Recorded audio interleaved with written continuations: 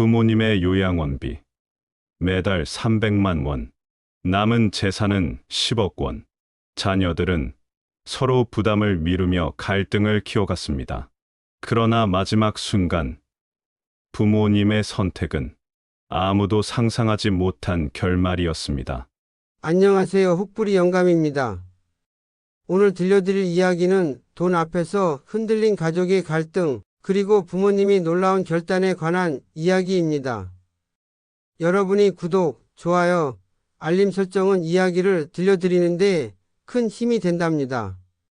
영상 마지막엔 교훈을 담은 아름다운 시도 한 편 읽어드리니 느낀 점을 댓글로 남겨주세요.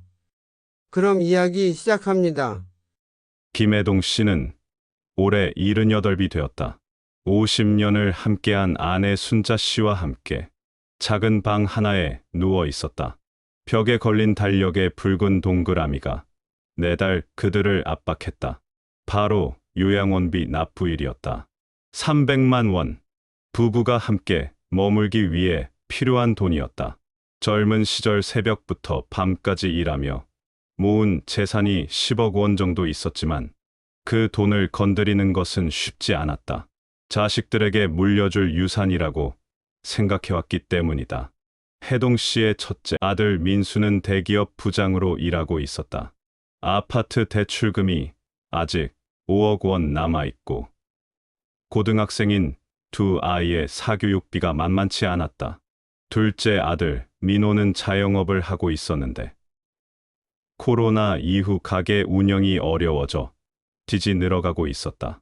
막내딸 민정이는 결혼한 지 얼마 안 돼 신혼집 마련으로 돈이 부족한 상황이었다. 처음에는 세 남매가 100만 원씩 나눠서 부담하기로 했다. 하지만 시간이 지날수록 각자의 사정을 내세우기 시작했다. 민수는 아이들 교육비와 대출 이자 때문에 부담스럽다고 했다. 민호는 장사가 안 된다며 당분간 못 낸다고 했다. 민정이는 신혼집 꾸미느라 돈이 많이 들어간다고 했다.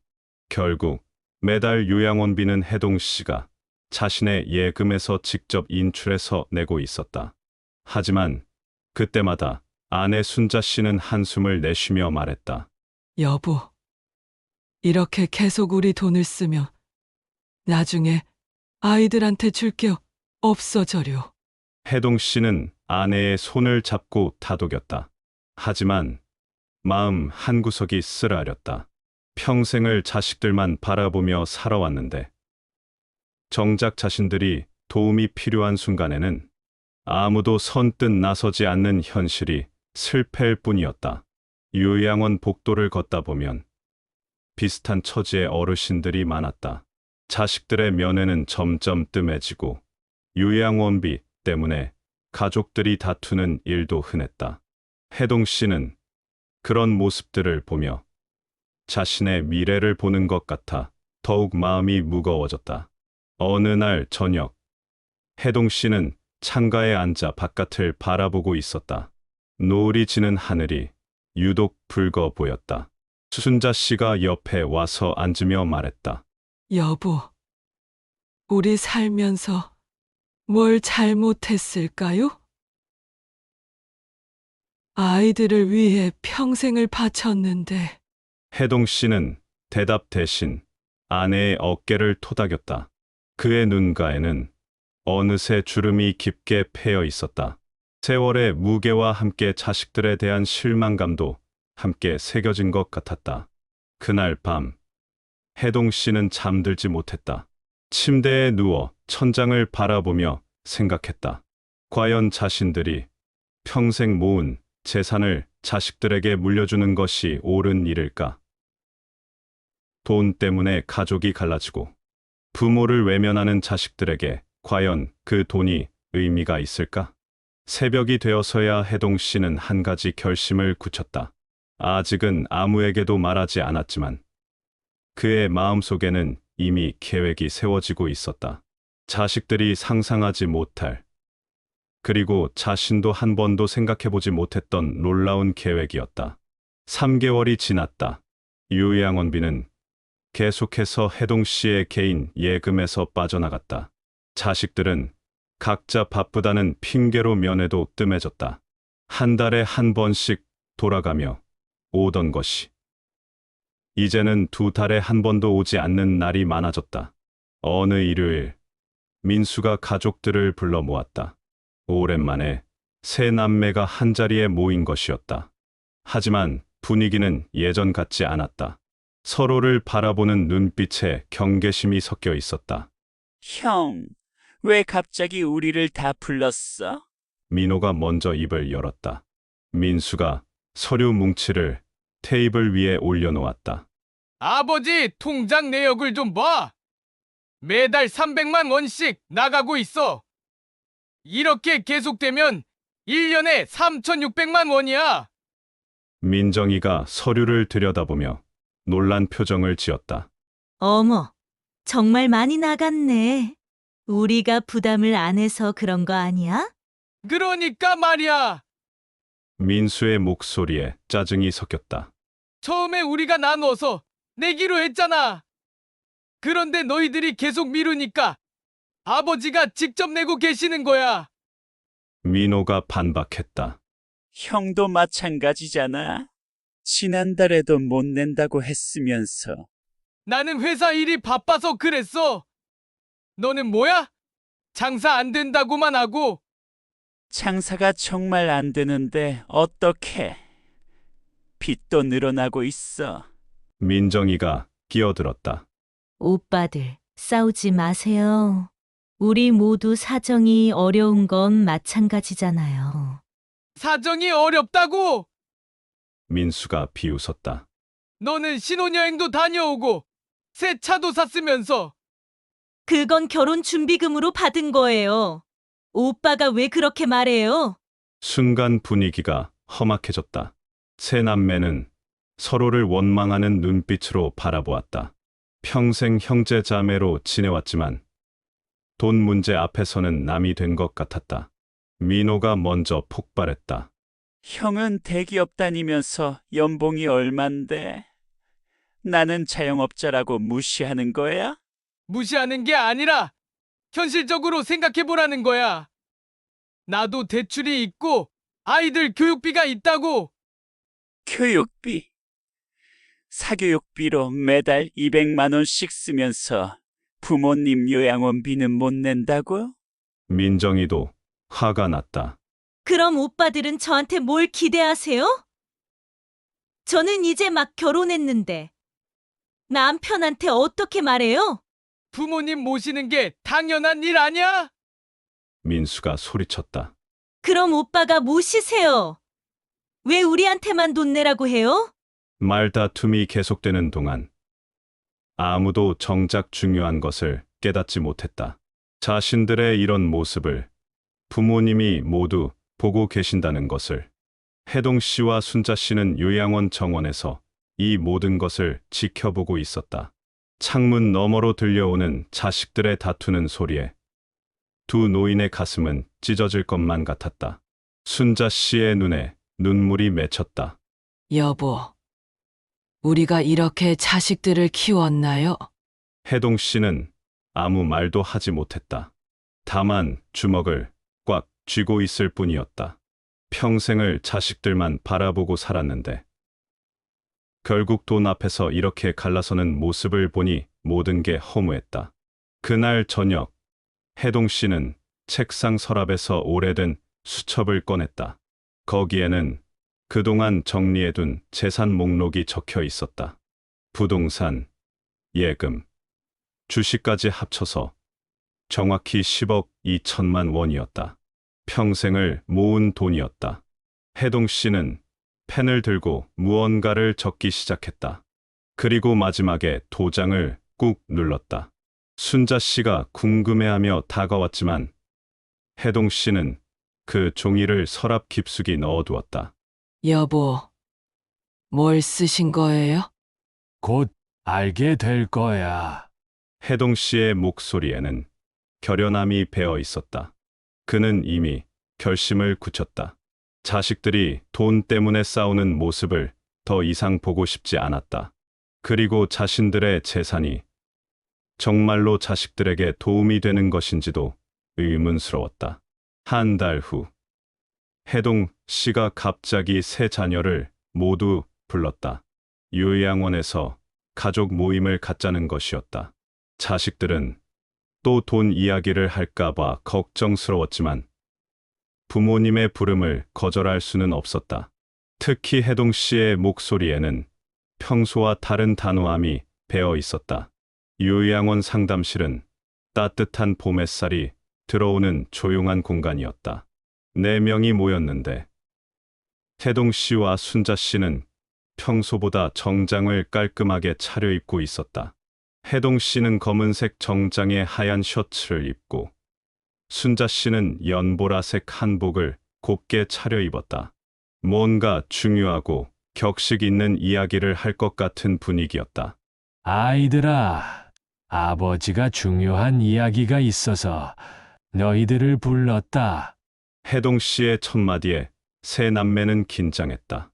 민수가 먼저 입을 열었다. 아버지, 요양원비 이야기면 우리끼리 다시 상의해 볼게요.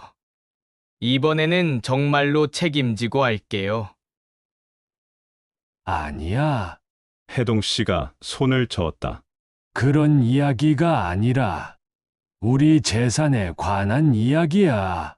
정확히 말하면 너희들의 미래에 관한 이야기지. 세 남매의 눈이 반짝였다. 드디어 유산 이야기를 하시는 건가 싶었다.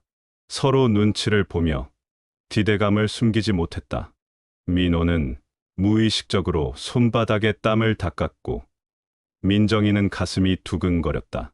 10억 원이라는 거액이 드디어 분배되는 순간인가 싶었다. 해동 씨는 서랍에서 두꺼운 봉투를 하나 꺼냈다. 봉투 안에는 여러 장의 서류가 정성스럽게 정리되어 들어 있었다. 부동산 등기부등본, 예금 통장 사본, 주식 계좌 현황까지 모든 것이 깔끔하게 준비되어 있었다. 우리가 평생 모은 재산이 정확히 10억 2천만 원이다. 강남 아파트, 시골의 논밭, 여러 은행에 분산해둔 예금, 그리고 주식까지 합해서 말이야. 민호가 침을 꼴깍 삼켰다. 10억 원을 셋이 나누면 한 명당 3억 원 이상이었다. 자신의 가게 빚을 다 갚고도 새로운 사업을 시작할 수 있는 금액이었다. 민수는 아파트 대출을 완전히 정리하고 아이들 교육을 더 잘 시킬 수 있을 것이라고 생각했다. 민정이는 남편과 함께 더 넓은 집으로 이사할 수 있을 거라며 설렜다. 그런데 해동 씨가 말을 이었다. 아버지가 깊이 생각해본 끝에 결심한 게 있어. 순자 씨도 고개를 끄덕이며 남편을 지지하는 듯한 표정을 지었다. 그녀의 눈가에는 결연함과 동시에 아련한 슬픔이 함께 배어 있었다. 해동 씨는 천천히 봉투에서 서류를 꺼냈다. 맨 위에 있는 것은 기부증서였다. 거기에는 사회복지법인 새희망재단이라는 글자가 선명하게 적혀 있었다. 그 밑에는 해동 씨와 순자 씨의 도장이 선명하게 찍혀 있었다. 이 모든 재산을 어려운 이웃들을 위해 기부하기로 했다. 순간 방 안의 공기가 얼어붙은 것 같았다. 세 남매는 믿을 수 없다는 표정으로 아버지를 바라보았다. 마치 꿈을 꾸는 것 같았다. 아니, 악몽을 꾸는 것 같았다. 민수가 가장 먼저 반응했다. 아버지, 뭐라고 하신 거예요? 기부요? 전액 기부라고요? 그래, 전액 기부한다. 한 푼도 남김없이 이미 결정한 일이야. 민정이가 울음을 터뜨렸다. 아버지, 왜 그런 결정을 혼자 하세요? 우리는 왜 상의도 안 해주세요? 이건 너무해요. 상의! 해동 씨의 목소리에 서늘함이 스며들었다. 너희들이 지난 몇 달 동안 한 일을 보면 상의할 필요가 있나 싶어서 돈 앞에서 어떻게 변하는지 다 봤어. 민호가 다급하게 말했다. 아버지, 우리가 좀 부족했어요. 인정할게요. 하지만 앞으로는 정말 잘할게요. 요양원비도 제대로 낼게요. 매달 빠짐없이 낼게요. 이제 와서 순자 씨가 처음으로 입을 열었다. 너희들이 돈 때문에 싸우는 모습을 보면서 얼마나 마음이 아팠는지 아니? 밤마다 잠을 이룰 수가 없었어.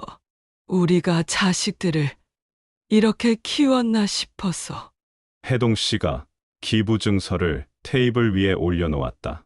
종이 위의 글자들이 세 남매에게는 사형 선고처럼 느껴졌다. 이니 모든 절차가 끝났어. 다음 주 화요일이면 모든 재산이 새희망재단으로 완전히 넘어갔나. 되돌릴 수 없어. 민수가 소리쳤다. 아버지, 이건 말이 안 돼요. 우리도 권리가 있잖아요. 법적으로도 상속권이 있다고요. 권리! 혜동 씨가 차갑게 반문했다. 그 권리는 의무를 다할 때 생기는 거 아니? 너희들이 부모에게 한 의무가 뭐가 있어? 요양원비도 제대로 안 내면서 권리만 주장하니? 민정이가 흐느끼며 말했다. 아버지, 저희가 잘못했어요. 정말 잘못했다고 인정할게요. 그러니까 제발. 민정아, 순자 씨가 딸의 손을 잡았다. 엄마가 너를 제일 예뻐했는데 너마저 돈 앞에서 변하는 모습을 보니 너무 속상했어. 오빠들과 돈 때문에 다투는 모습을 보면서 마음이 찢어질 것 같았단다. 세 남매는 할 말을 잃었다. 지난 몇 달간 자신들이 한 행동을 돌이켜보니 부끄러워서 고개를 들 수가 없었다. 부모님 앞에서 형제끼리 다툰 일, 서로를 원망했던 일, 요양원비를 미룬 일들이 주마등처럼 스쳐 지나갔다. 혜동 씨는 자리에서 천천히 일어났다. 돈 때문에 가족이 갈라지고 부모를 외면하는 자식들에게 그 돈이 무슨 의미가 있겠어? 차라리 정말 도움이 필요한 사람들에게 쓰이는 게 100배 낫겠다. 순자 씨도 일어서며 말했다. 우리는 앞으로 요양원비를 우리 돈으로 계속 낼 거야. 너희들한테는 더 이상 부담 주지 않을 테니까 걱정하지 마라. 그리고 우리가 죽으면 장례 비용도 미리 준비해뒀으니까 신경 쓰지 마. 민수가 벌떡 일어났다. 아버지, 어머니, 이건 너무 심해요. 저희도 생각할 시간을 주세요. 하지만 혜동 씨는 이미 마음을 굳혔다. 생각할 시간은 지난 몇 달간 충분히 있었어. 너희들이 어떤 선택을 했는지도 다 바꾸고 이제는 우리가 선택할 차례야. 두 노인은 그렇게 당당하게 방을 나갔다. 뒤에 남은 세 남매는 서로를 바라보며 말문이 막혔다. 그들이 그토록 기대했던 유산이 하루아침에 사라져버린 것이었다. 10억이라는 거대한 꿈이 한순간에 산산조각이 났다. 하지만 정작 가장 큰 상실은 따로 있었다. 그것은 자신들이 부모님의 신뢰와 사랑마저 잃어버렸다는 사실이었다. 돈보다 더 소중한 것을 잃어버린 셈이었다. 기부 소식은 놀라울 정도로 빠르게 지역 전체에 퍼져나갔다. 평생 모은 재산 10억 원 전액 기부한 노부부라는 제목의 기사가 지역 일간지 일면을 장식했다. 이 인터넷 뉴스로도 확산되면서 전국적인 화제가 되었다. 혜동 씨와 순자 씨는 하루아침에 지역의 명사가 되었고 심지어 방송국에서 인터뷰 요청까지 들어왔다. 하지만 정작 당사자들은 그 모든 관심에 대해 담담했다. 요양원에서 평소와 다름없는 일상을 보내고 있었다. 아침에 일어나서 가벼운 산책을 하고 다른 어르신들과 함께 식사를 하고 오후에는 책을 읽거나 텔레비전을 시청했다. 다만 예전보다 표정이 한결 밝아 보였다. 무거운 짐을 내려놓은 것 같은 홀가분함이 두 사람의 얼굴에서 느껴졌다. 요양원 직원들도 놀라워했다. 김 간호사는 동료들에게 말했다. 두 분이 정말 많이 달라지셨어요. 예전에는 항상 뭔가 걱정스러운 표정이셨는데, 이제는 정말 평온해 보이세요. 반면 세 남매는 그 어느 때보다 힘든 시간을 보내고 있었다. 충격에서 헤어나오지 못했다. 민수는 회사에서도 일에 집중하지 못했다. 보고서를 작성하다가도 멍하니 창밖을 바라보는 일이 잦아졌다. 동료들이 걱정할 정도였다. 민호는 가게 운영에도 소홀해졌다. 손님들이 와도 멍한 표정으로 서 있을 때가 많았고 계산을 틀리는 일도 생겼다. 민정이는 신혼인데도 불구하고 하루 종일 우울해했다. 남편이 아무리 위로해도 소용이 없었다. 더 괴로운 건 주변 사람들의 시선이었다. 기부 소식이 알려지면서 사람들은 자식들을 어떤 눈으로 바라볼지 뻔했다. 부모님은 그렇게 훌륭하신데 자식들은 어떻길래 전 재산을 기부하셨을까? 하는 시선들이 따가웠다. 민수의 아내는 남편에게 말했다. 여보, 회사 사람들이 다 아는 것 같아요. 시아버님 기부 소식 말이에요. 어떻게 대답해야 할지 모르겠어요. 민호의 가게 단골 손님도 물어보았다. 사장님 아버님이 신문에 나오신 분이죠? 정말 훌륭하시네요. 그런데 사장님은 왜 이렇게 풀이 죽어 계세요?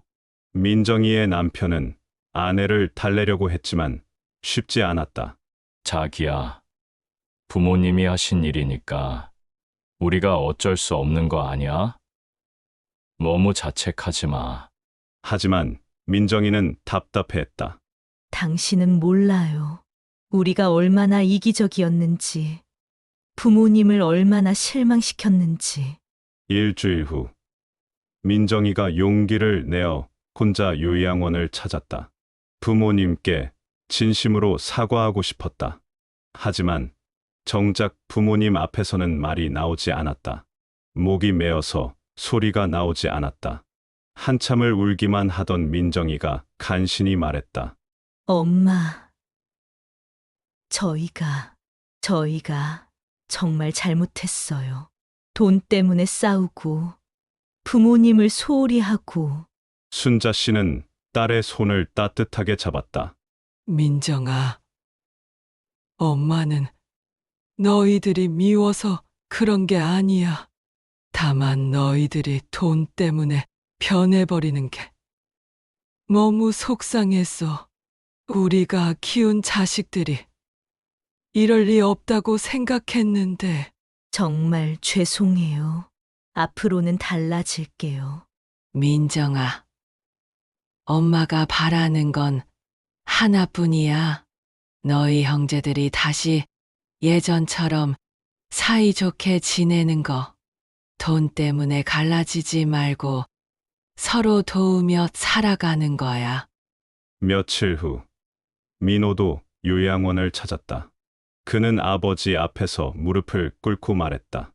아버지, 제가 정말 잘못했습니다. 장사가 어렵다는 핑계로 부모님을 외면했어요. 해동 씨는 아들을 일으키며 말했다. 민호야, 아버지가 원하는 건 너희들의 뉘우침이 아니라 앞으로의 다짐이야. 앞으로는 제가 요양원비를 책임지겠어요. 장사가 어려워도 방법을 찾아볼게요. 해동 씨는 아들의 어깨를 두드렸다. 고마운 마음은 받겠지만 이미 결정한 일이야. 그리고 우리는 괜찮아. 다만 너희들끼리 화목하게 지내다가 우리 보러 가끔 오면 돼. 하지만 아버지, 민호야, 아버지가 진짜로 원하는 건 너희들이 다시 예전처럼 화목한 가족이 되는 거야. 돈 때문에 갈라지지 말고 서로를 믿고 의지하며 살아가는 거지. 마지막으로 민수가 왔다. 그는 부모님 앞에서 깊이 고개를 숙이며 말했다. 아버지, 어머니, 정말 죄송합니다. 제가 큰아들로서 동생들을 잘 이끌지 못했습니다. 부모님께 효도하기는커녕 실망만 드렸어요. 해동 씨는 큰아들을 바라보며 말했다. 민수야, 이제 그런 이야기는 하지 말자. 다만 앞으로는 형님으로서 동생들과 화목하게 지내야. 그게 우리가 바라는 전부야. 하지만 이렇게 큰 결정을 저희와 상의 없이 하시면 민수야, 순자 씨가 말을 이었다. 우리가 상의했다며 너희들이 반대했을 거 아니야? 그럼 또 돈 때문에 다툼이 생겼을 거고, 우리는 그런 모습 더 이상 보고 싶지 않았어. 그날 저녁, 해동 씨는 혼자 요양원 정원을 천천히 산책했다. 밤하늘의 별들이 유독 밝게 빛나고 있었다. 그는 별을 보며 깊은 생각에 잠겼다. 과연 자신의 선택이 옳았을까? 자식들에게 너무 잔인했던 것은 아닐까? 하지만 후회는 없었다. 이미 마음을 굳게 먹었던 일이었다.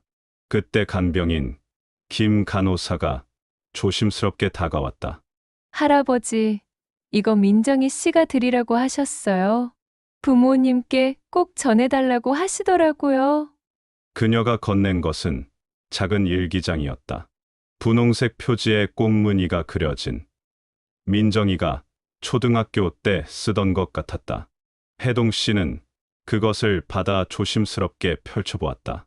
어린 시절 민정이의 예쁜 글씨가 가득했다. 일기장을 넘기다가 해동 씨는 한 페이지에서 손을 멈췄다. 일기장 마지막 페이지에는 어린 민정이의 글씨로 이렇게 적혀 있었다. 아빠, 엄마, 우리 가족은 돈이 많지 않아도 행복해요. 돈 때문에 싸우지 마세요. 사랑이 제일 중요해요. 우리는 서로 사랑하니까 그것만으로도 충분해요. 돈보다 마음이 더 소중해요. 해동 씨의 눈가에 뜨거운 눈물이 맺혔다. 어린 딸이 벌써 그런 깊은 깨달음을 갖고 있었는데, 정작 어른이 된 후에는 그 순수한 마음을 잊어버렸던 것이다. 아이러니했다. 가장 중요한 걸 가장 먼저 배웠던 아이가 자라면서 그것을 잊어버렸다니. 그 순간 해동 씨는 깊은 확신을 얻었다. 자신의 선택이 틀렸던 것은 아니라는 것을. 물론 방법은 극단적이었을지 모르지만 가족에게 진짜 중요한 게 무엇인지를 일깨워준 셈이었다. 돈은 언젠가 없어질 수 있지만 가족 간의 사랑과 믿음은 영원히 남을 수 있는 것이었다. 일주일 후 놀라운 일이 일어났다. 세 남매가 모두 함께 요양원을 찾은 것이었다. 오랜만에 셋이 함께 온 것이었다. 더 놀라운 건 그들의 표정이었다. 예전의 어둡고 무거운 표정이 아니라 뭔가 결심을 굳힌 듯한 밝은 표정이었다. 그들은 서로 손을 잡고 부모님께 다가와서 정중하게 인사했다. 저희가 다시 화목한 가족이 되겠어요. 민수가 대표로 말했다. 그리고 정말 필요한 건 돈이 아니라 서로에 대한 사랑이라는 걸 깨달았어요. 민호가 이어서 말했다. 아버지, 어머니, 저희가 너무 늦게 깨달았지만 앞으로는 형제끼리 서로 돕고 사랑하며 살겠어요. 민정이는 눈물을 글썽이며 말했다. 부모님께서 저희에게 주신 진짜 선물이 뭔지 이제야 알겠어요. 돈이 아니라 가족의 소중함을 깨닫게 해주신 거예요. 혜동 씨와 순자 씨는 자식들의 그 말을 듣고 환하게 웃었다. 비록 재산은 없어졌지만 가족의 진정한 화목은 되찾은 셈이었다. 이것이야말로 돈으로 살 수 없는 가장 큰 보물이었다. 민수가 덧붙여 말했다. 아버지, 앞으로 저희가 정기적으로 찾아뵐게요. 돈 때문이 아니라 정말 부모님이 그리워서요. 그래, 그거면 충분해. 혜동 씨가 눈물을 닦으며 말했다. 그날부터 세 남매는 정말로 달라졌다. 일주일에 한 번씩 교대로 부모님을 찾아뵙기 시작했다. 그리고 무엇보다 서로에게 연락을 자주 하기 시작했다. 민수는 민호의 가게 사정을 챙겨주고, 민호는 민정이의 신혼생활을 걱정해주고, 민정이는 두 오빠의 아이들을 자주 봐주었다. 한 달 후, 세 남매가 함께 부모님께 말했다. 저희끼리 상의해서 결정한 일이 있어요. 앞으로 요양원비는 저희가 나누어서 낼게요. 돈이 문제가 아니라 저희 마음의 문제였어요. 하지만 혜동 씨는 고개를 저었다. 고마워. 하지만 우리는 괜찮아. 다만 너희들이 이렇게 화목하게 지내는 모습만 봐도 충분해. 그날 밤 혜동 씨는 순자 씨에게 말했다. 여보, 우리가 남긴 진짜 유산은 돈이 아니라 깨달음이었던 것 같아. 순자 씨도 고개를 끄덕였다. 맞아요, 여보. 아이들이 이제야 진짜 소중한 게 뭔지 알게 된 것 같아요. 형제끼리 사랑하고 부모를 공경하고 돈보다 마음이 더 중요하다는 걸 말이에요. 10억 원보다 더 값진 교훈을 준 셈이지. 그래요. 돈은 언젠가 다 쓰면 없어지지만 이런 깨달음은 평생 간직할 수 있으니까요. 두 노인은 그렇게 조용히 잠들었다. 마음은 그 어느 때보다 평안했다. 자식들이 진정한 가족의 의미를 되찾았다는 사실만으로도 충분히 행복했다. 몇 달 후, 새희망재단에서는 혜동 씨와 순자 씨의 기부금으로 새로운 노인복지센터를 건립했다. 그리고 그곳에는 작은 명패가 걸렸다. 사랑이 첫 번째. 김해동박 순자 기념관이라고 적힌 명패였다. 세 남매는 그 명패를 보며 다시 한번 깨달았다. 부모님이 남기신 진짜 유산이 무엇인지를. 그것은 돈이 아니라 사랑이었고 진정한 가족의 의미였다. 그리고 그 교훈은 자신들의 아이들에게도 전해질 소중한 보물이었다. 오늘의 이야기는 여기까지입니다. 결국 돈 때문에 변해버린 가족은 아무것도 얻지 못했지만 부모님이 마지막 메시지는 깊은 울림을 남겼습니다. 여러분은 어떻게 들으셨나요? 마지막으로 오늘의 이야기에 어울리는 도종환 시인이 흔들리며 피는 꽃 한 편 들려드리겠습니다. 느낀 점이 있으시다면 댓글을, 영상이 마음에 드셨다면 구독과 좋아요, 알림 설정을 해주시면 감사하겠습니다. 그러면 오늘도 혹부리 흔들리며 피는 꽃. 도종환. 흔들리지 않고 피는 꽃이 어디 있으랴. 이 세상 그 어떤 아름다운 꽃들도 다 흔들리며 피었나니.